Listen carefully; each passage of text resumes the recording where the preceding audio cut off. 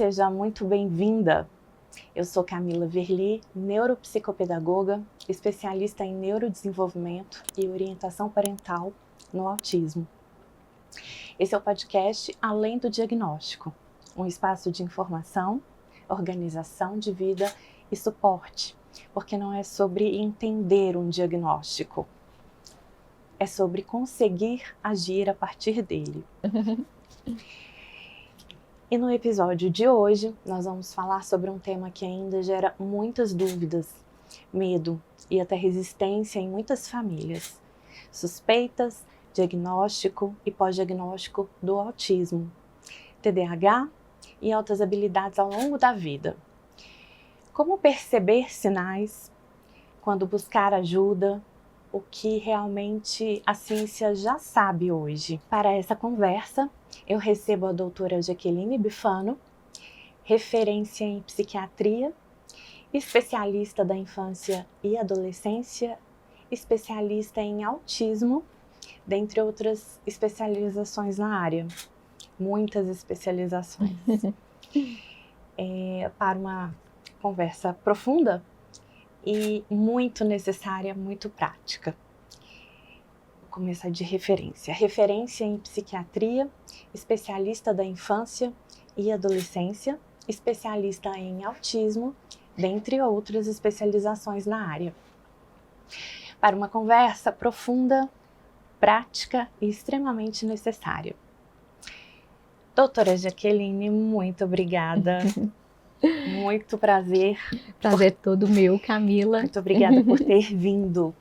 Eu que agradeço o convite, é um prazer estar aqui com você para a gente falar, desse assunto tão importante que é o autismo.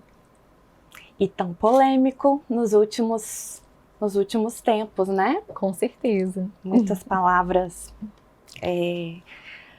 que têm gerado muitas dúvidas e eu gostaria de começar te perguntando o seguinte: a ciência entende o autismo como uma condição multifatorial do neurodesenvolvimento.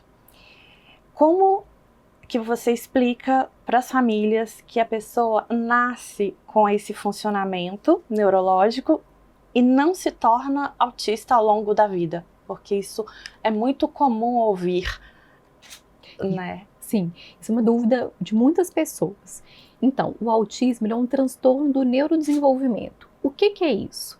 Quando o bebê estava lá sendo formado na barriga da mãe, ocorreram alterações cerebrais que fazem com que essa criança, ao nascer, esteja de uma forma diferente no mundo. Então, ela vai sentir o mundo diferente, ela vai perceber o mundo diferente e ela vai se comportar de uma forma diferente do que uma pessoa típica. Então, existem alterações cerebrais que fazem com que ela seja assim. E essas alterações, elas são desde a formação do bebezinho lá na barriga da mãe.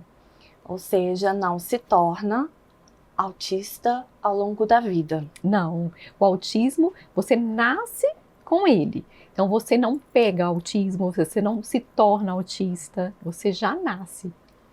Certo. E muitas pessoas têm dúvidas, sobre cura do TEA, do transtorno.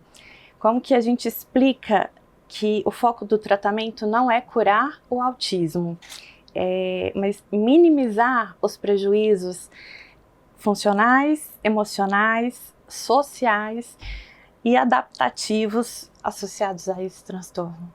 Isso. O autismo, então, é uma condição crônica. E não existe uma cura para o autismo.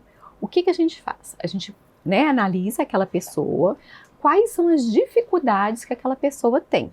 E aí nós vamos trabalhar naquelas dificuldades para minimizar elas e dar uma melhor qualidade de vida para aquela pessoa. Então, se é uma pessoa que tem muita dificuldade de comunicação, a gente vai trabalhar a comunicação dela.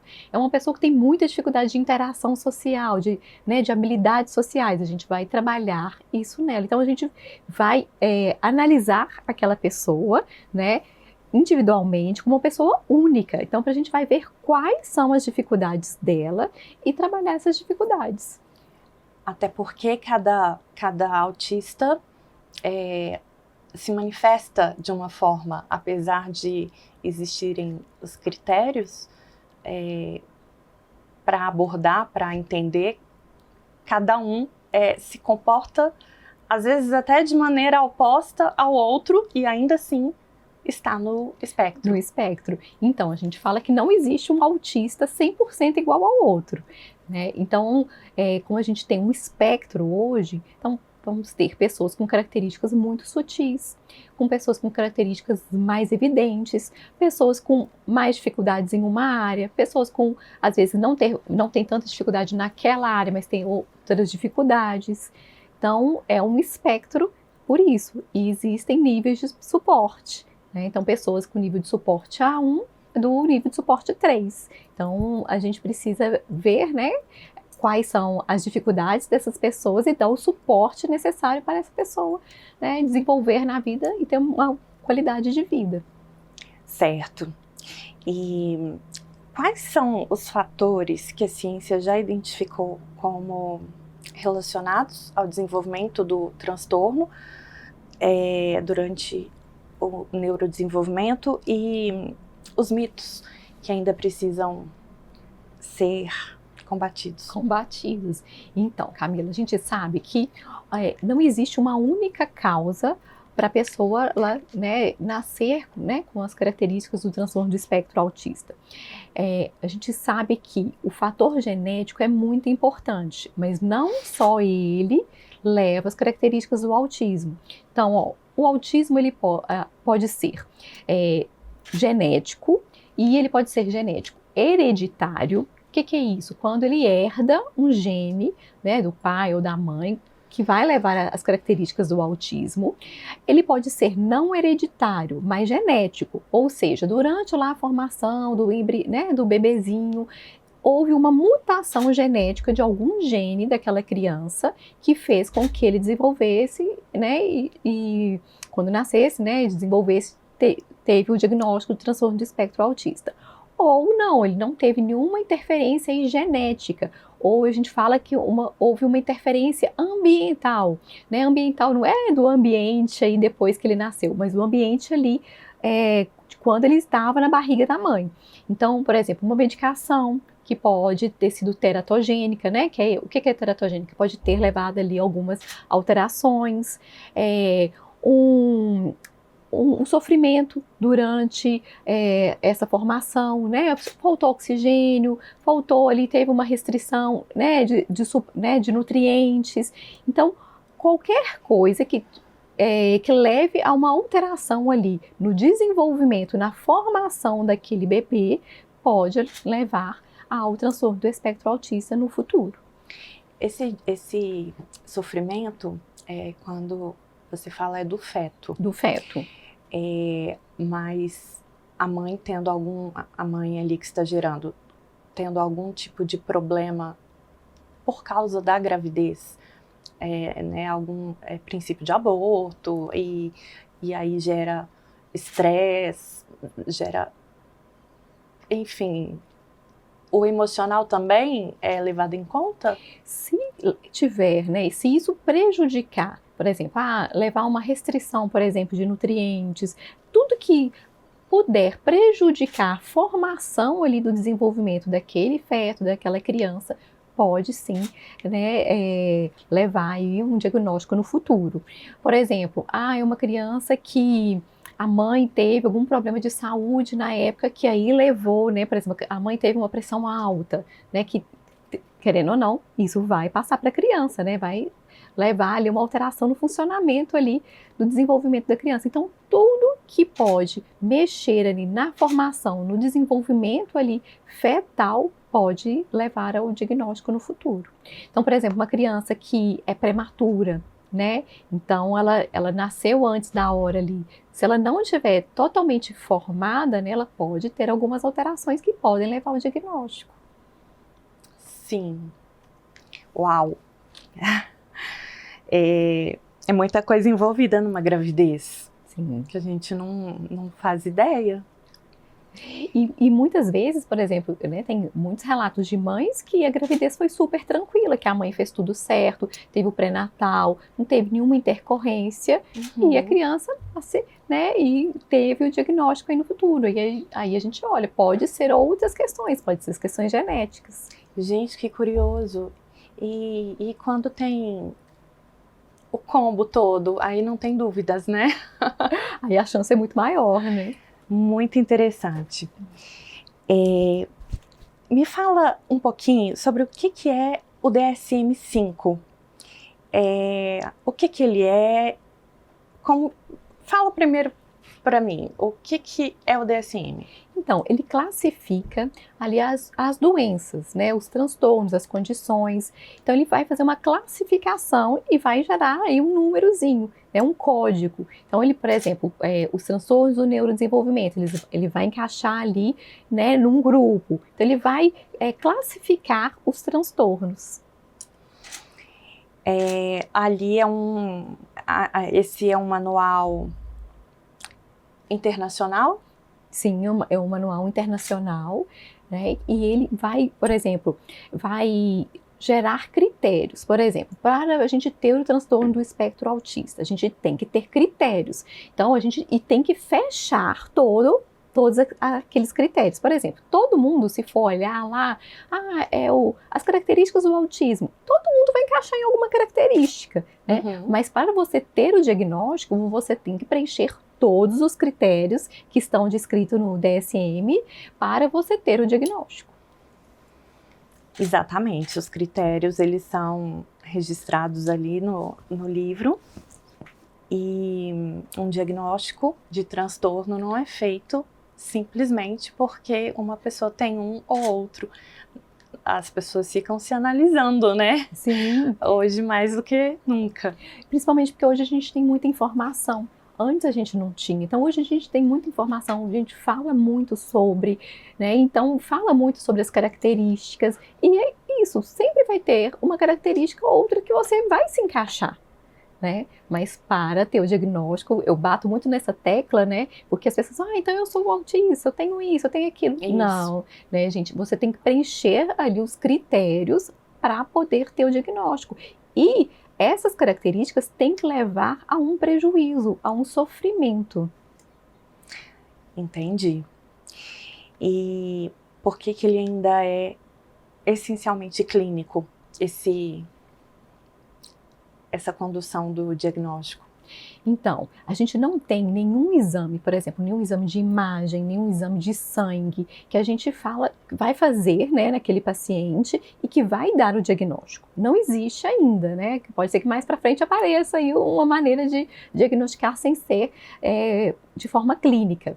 Então, para a gente dar o diagnóstico, né, para um paciente, a gente vai estudar ali, né, vai fazer uma entrevista com aquele paciente, com os familiares daquele paciente, para a gente obter o máximo de informação possível. E são informações que a gente tem que saber desde a infância, né, desde o nascimento ali daquela pessoa, né, com todas as etapas, se teve algum atraso, se não teve, quando é que começaram, né, a ter algumas características que fazem a gente pensar no diagnóstico de autismo. Então a gente vai, né, fazer um rastreio ali, né? A gente vai investigar a vida daquele paciente, e é importante ter, né, a história dele, a gente colher a história dele, mas também ter informações de terceiros, né? A mãe, do pai, de uma tia, de um professor, né? Então, por exemplo, quando é uma criança, a gente pede um relatório da professora, pede um relatório de se ele faz alguma terapia, por exemplo, com a psicóloga. Então, a gente pede relatórios de várias pessoas que convivem com aquela criança, né, com aquele paciente,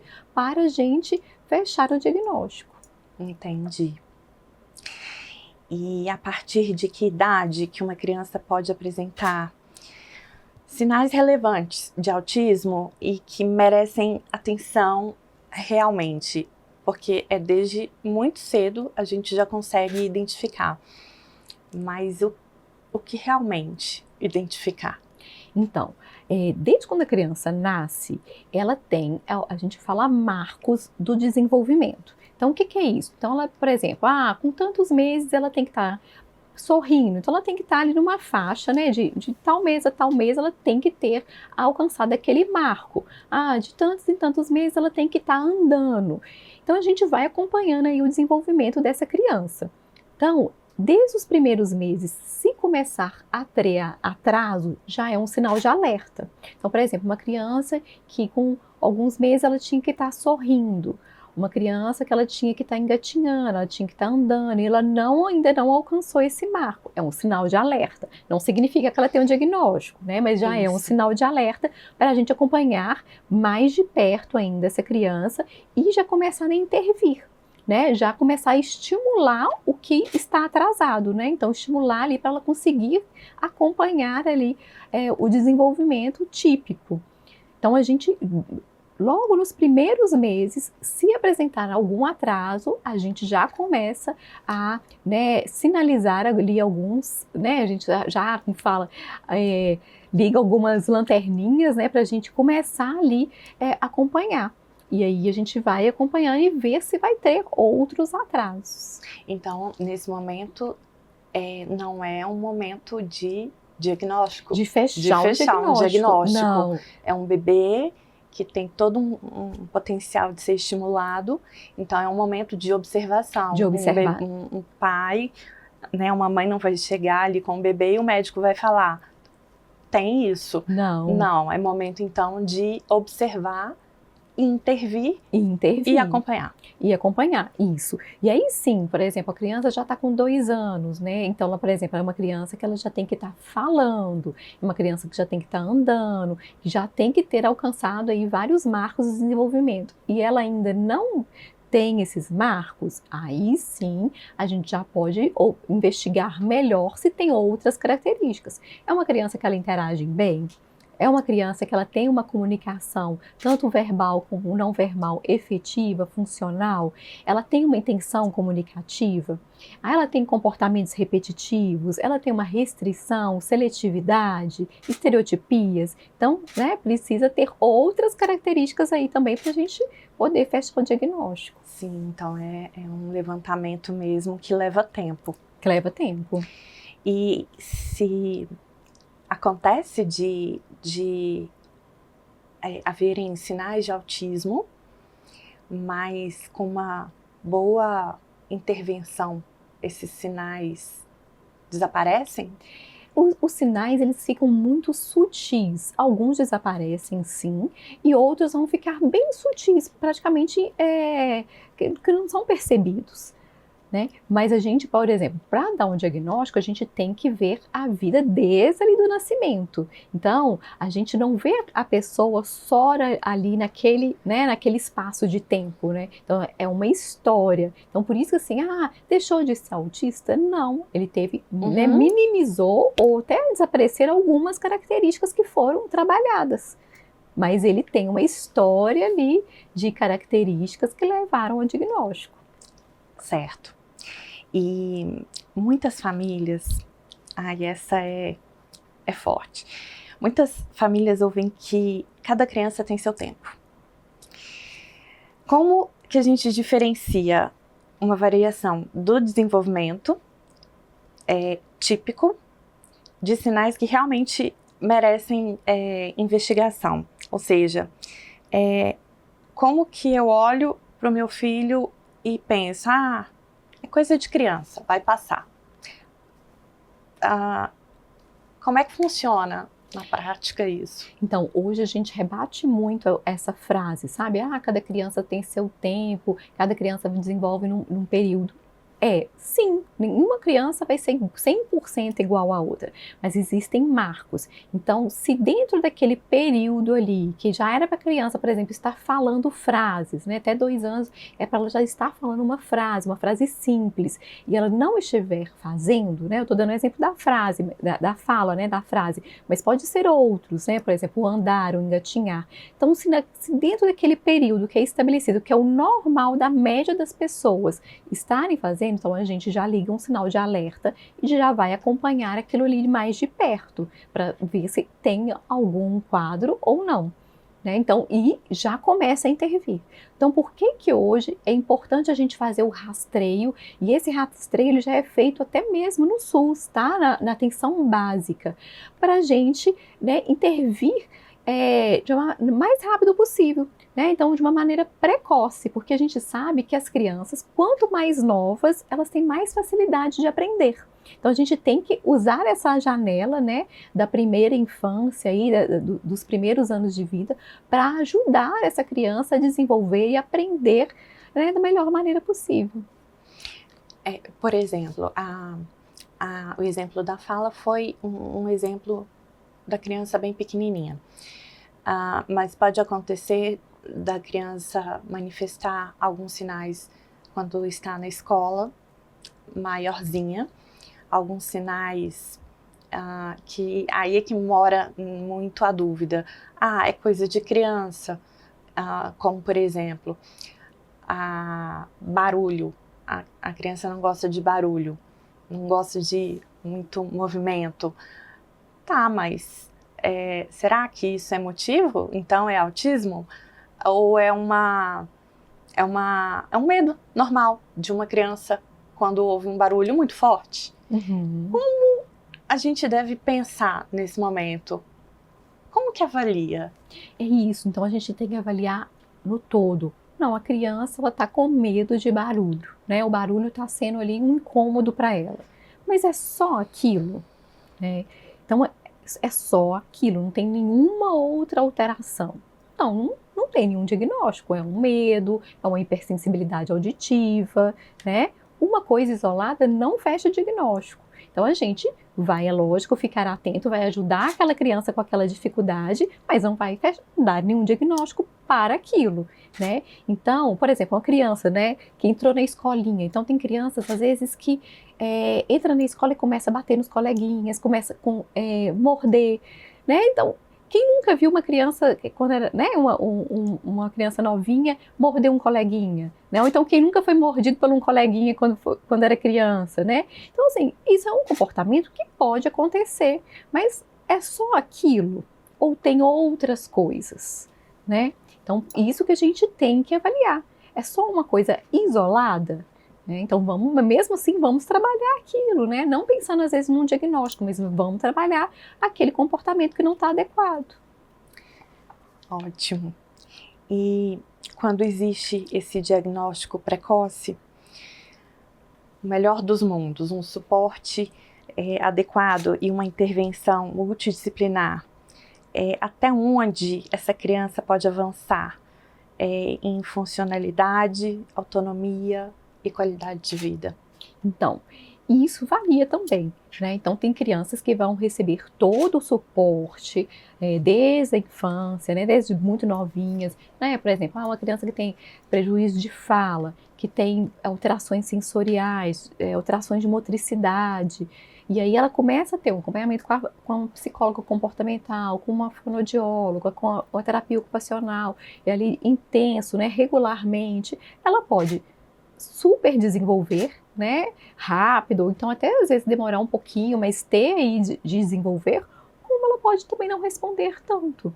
Né? Então, também varia. Então, mas a gente tem que fazer, né? A gente tem que dar esse suporte para ela, a gente tem que intervir, né? A gente tem que dar a ela a possibilidade dela poder desenvolver. Pode desenvolver muito, né? E esses sintomas aí ficarem, essas características ficarem muito sutis, né? Como às vezes pode melhorar um pouco, né, mas pode permanecer algumas, ou pode não melhorar, né? Então a gente vê, a maioria sim, né, a gente vê melhorando, tendo uma melhora ali na qualidade de vida, mas também depende de pessoa para pessoa.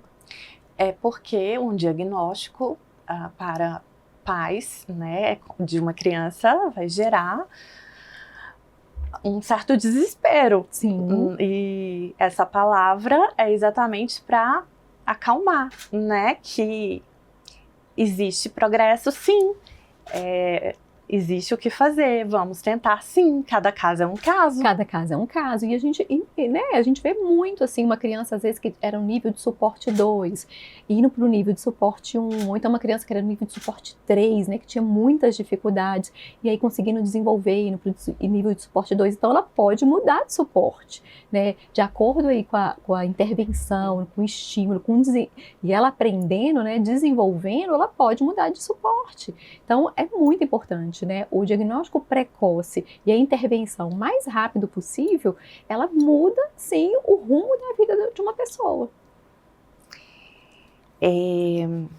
E qual a diferença entre estimular o desenvolvimento e tentar normalizar comportamentos neurodivergentes? Então, a gente tem que ver, assim, a gente vai estimular, porque esse comportamento neurodivergente, muitas vezes, causa prejuízo, na maioria das vezes causa muito prejuízo para a pessoa. Né? Então, se é uma pessoa, por exemplo, ela tem dificuldade de interação social, ela tem dificuldade de estar no meio de muitas pessoas, estar numa sala, por exemplo, né? Uma sala de aula, que vai ter colegas ali conversando, fazendo barulho, né? Então, a gente sabe que ela vai precisar, né, ali para o futuro dela, ela estudar, depois ela vai precisar trabalhar, né? Então, para ela se tornar independente, né? Ela ter uma profissão, ela ter ali, né, ser autossuficiente financeiramente. Então, não é que a gente quer mudar as características dessa pessoa, a gente quer tornar o que é para ela dificuldade, prejuízo, minimizar isso, tornar para ela aquilo mínimo, né? Cada vez que aquilo atrapalhe ela cada vez menos.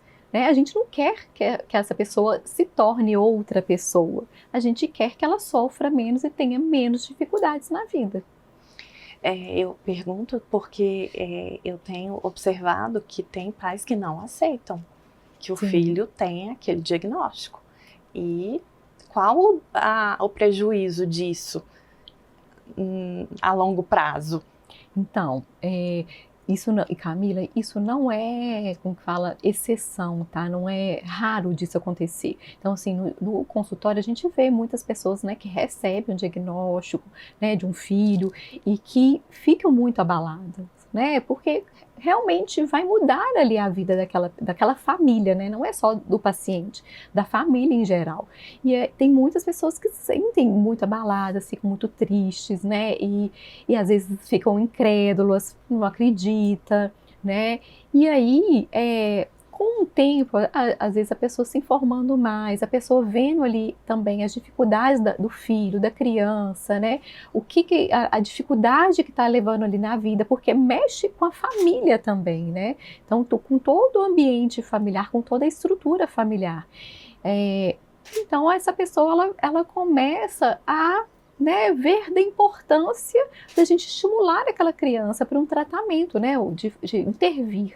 Então, já tem pessoas que demoram mais, mas se esse pai faz de conta, né, não aceitar o diagnóstico, fala assim, não, meu filho não precisa disso, né, tinha muito estigma, né, psiquiatra, médico de doido, psicólogo também trabalha com, né, trata doido e tal, tinha muito esse estigma antigamente, então tem muitas pessoas que ainda têm esse pensamento, então, olha, meu filho não tem nada disso, meu filho não é doido, né, isso é uma fala que a gente vê recorrente, tá? Ai. Então, o que esse pai está fazendo? Ele está não dando a oportunidade daquela criança, né, do filho dele, desenvolver.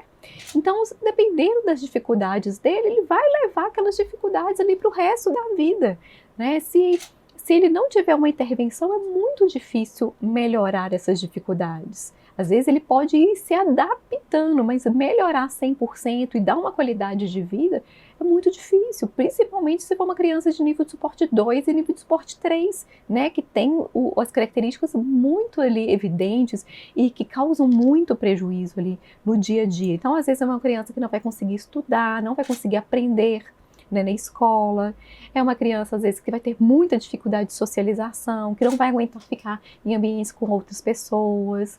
Então, esse pai, quando, né, ele toma essa decisão de não tratar, né, de não intervir ali, naquele desenvolvimento, ele está tirando a oportunidade do filho dele desenvolver e ter uma melhor qualidade de vida. Isso é bem sério. E até porque pode até resistir e negar no início. Mas a vida segue, as demandas mudam e uma hora a conta chega. Sim. E muitas vezes é bem cara para essa pessoa. E essa pessoa não vai muitas vezes entender por quê, porque simplesmente anulou essa possibilidade, né? Sim. Ou seja, torna tudo mais difícil. Né? E dependendo do suporte, por exemplo, vai ser um adulto totalmente dependente, né? Que vai precisar de pessoas o tempo inteiro para dar o suporte, né? Então vai ser uma pessoa que não vai ter a independência, por exemplo, financeira, que não vai ter uma independência de atividades ali do dia a dia, tomar um banho, para vestir uma roupa, para comer. Então, você está limitando ali a pessoa, né? E não está dando a oportunidade dela desenvolver. E os pais não são para sempre, né? Os pais não são para sempre. Então, enquanto você está vivo, você consegue dar aquele suporte, mas conforme você vai ficando idoso, você vai envelhecendo, a sua energia também não é a mesma, né? E um dia todo mundo vai embora, né? E aí? E aquela pessoa que não teve nenhuma intervenção, que ainda continua com muitas dificuldades, como é que vai ser? E é o que você falou dos níveis de suporte. Às vezes a criança e o adolescente receberam, né, o diagnóstico, mas tá tudo bem, não tenho nada. Mas mais na frente, por conta dessas demandas, né, que a vida tem, trabalho, escola, vida social, esse nível pode mudar. Esse estresse do ambiente pode mudar e uma regressão, uma piora, comorbidades surgindo, né? Essa é que é a realidade quando não se trata. Sim. Olha, hoje, por exemplo, eu recebo muito no consultório pessoas adultas que estão se identificando com algumas características e buscando uma avaliação. E aí recebe um diagnóstico.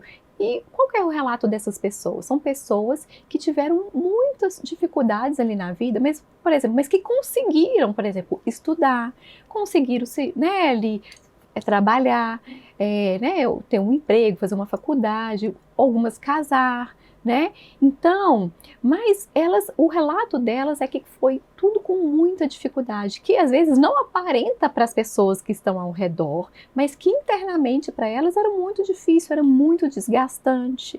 Elas tinham ali que mascarar muita coisa, se adaptar a muitos ambientes, né? E fazer um esforço enorme.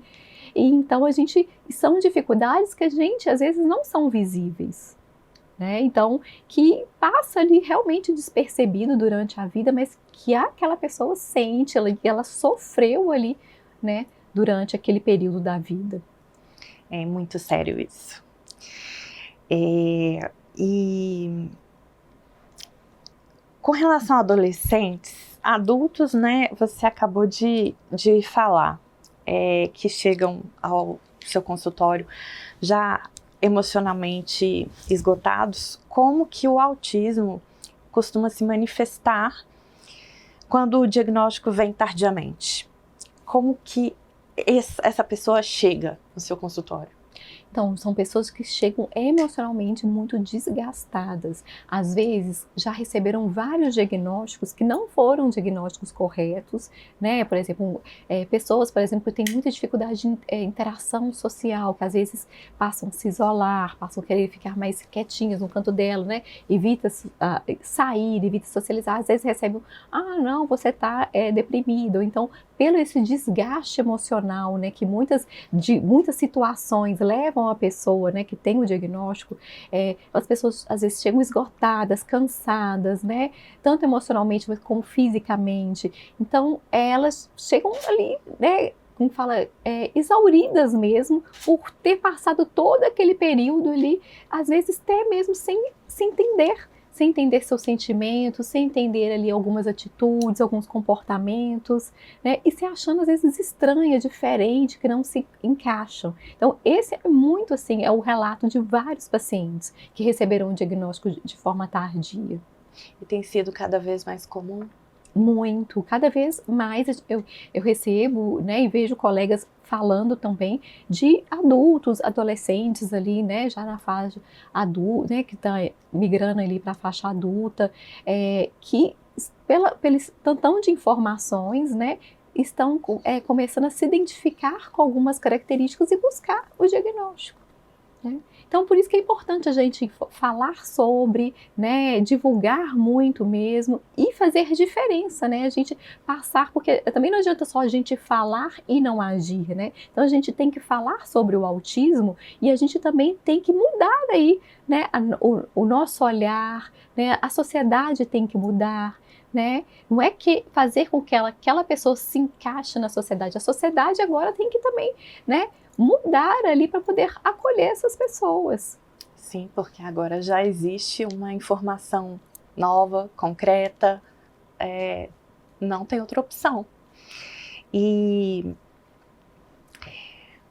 muitas pessoas, né, resistem ao diagnóstico por medo ou muitas vezes pelo preconceito. O que você diria para famílias e adultos que evitam investigar esses sinais em si mesmos ou nos próprios filhos? Então, as pessoas ainda evitam por causa do estigma, por causa do medo, do preconceito que às vezes que o filho vai ter ou o que ele vai ter, né? Só que, gente, o diagnóstico, além de você se entender, né? Por exemplo, um adulto, né, que recebeu um diagnóstico, além dele se entender e procurar ali, né, intervenções que vão melhorar a vida dele, né? Ele está dando oportunidade para as outras pessoas entenderem ele também, né? Então, por exemplo, quando você recebe um diagnóstico, você consegue explicar para a pessoa que está relacionando com você, né? Por exemplo, um parceiro ou um amigo ou, né, alguém do trabalho, por que você tem alguns comportamentos ou por que algumas coisas te incomodam muito, né? Então, você consegue também dar oportunidade para as pessoas entenderem você, né?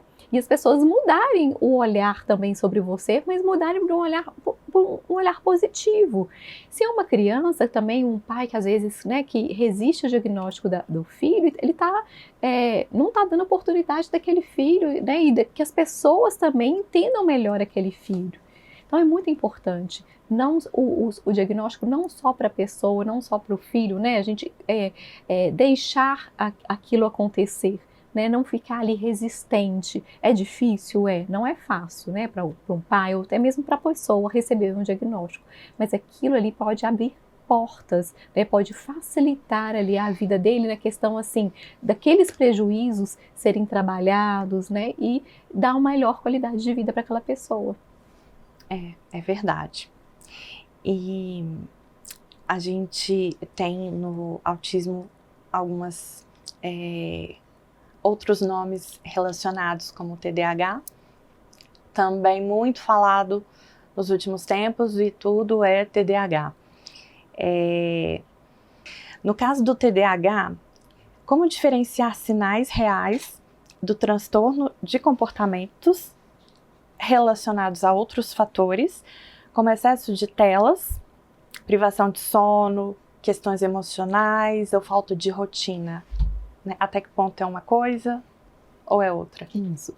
Da mesma forma que o autismo a gente está tendo muitas informações, o TDAH também. E também o TDAH, se a gente for olhar, todo mundo vai ter uma característica ou outra, tá? Então, para o TDAH também existe critérios que devem ser fechados para a gente dar o diagnóstico. Então, assim, uma criança, né, que, por exemplo, está sendo exposta muito à tela, ela vai ficar mais agitada, ela vai ficar um pouquinho mais irritada, às vezes ela vai ficar um pouco mais impulsiva. É uma criança, às vezes, né, que ali no ambiente dela está acontecendo alguma coisa que está deixando ela mais agitada, ou então que está deixando ela mais isolada, mais desatenta, né? Por exemplo, a ansiedade mesmo é o principal fator de desatenção. Então a gente tem que investigar. Está acontecendo alguma coisa para essa criança estar ficando desatenta, para essa criança estar ficando agitada?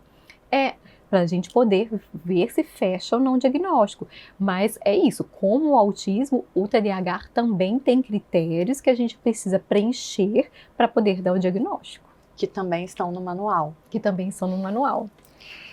E altas habilidades não são consideradas transtorno ainda pela ciência, mas ainda assim a gente já sabe que pode existir prejuízos emocionais, sociais e escolares. O que ainda precisa ser desmistificado sobre esse tema ou conhecido? Então, joia. Então, a gente sabe que altas habilidades e superdotação não são considerados um transtorno. Ele é visto aí pela ciência, né, como um autofuncionamento, né, cerebral. Então, é uma pessoa que vai estar acima da média para algumas áreas. Por exemplo, altas habilidades, o que é? É você ter um funcionamento maior em algumas áreas, em uma ou mais áreas. A superdotação, geralmente, você tem um alto funcionamento global em muitas áreas, né? E então, são pessoas que vão ter muitas facilidades, né? Às vezes vão ser pessoas aí que vão ser brilhantes, às vezes na escola, no aprendizado, né? Mas que tem também prejuízos. Então, elas podem sentir demais, perceber demais as coisas, né? Elas podem também ter alterações sensoriais, né? Por sentir demais, né? A hipersensibilidade auditiva, tátil, olfativa. Então, são pessoas que, devido a esse alto funcionamento, também têm prejuízos.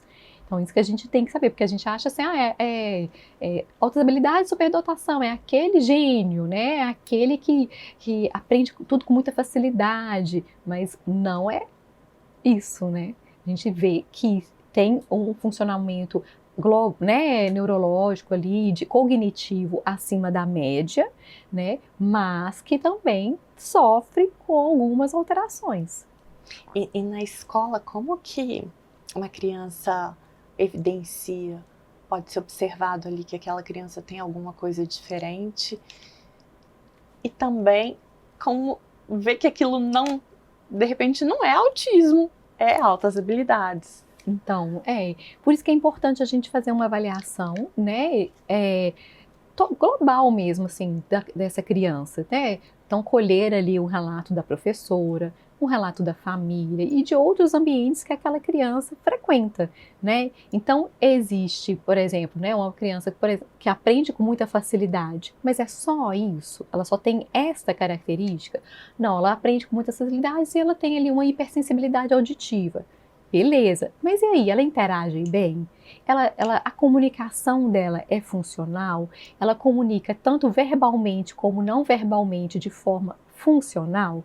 Então, assim, existem outras características para a gente preencher o diagnóstico, por exemplo, para ter um autismo, né? Tem pessoas que vão ter altas habilidades, superdotação e autismo, né? Não é raro a gente encontrar, né, pessoas com dupla, né, excepcionalidade. Isso. Então, a gente tem que investigar.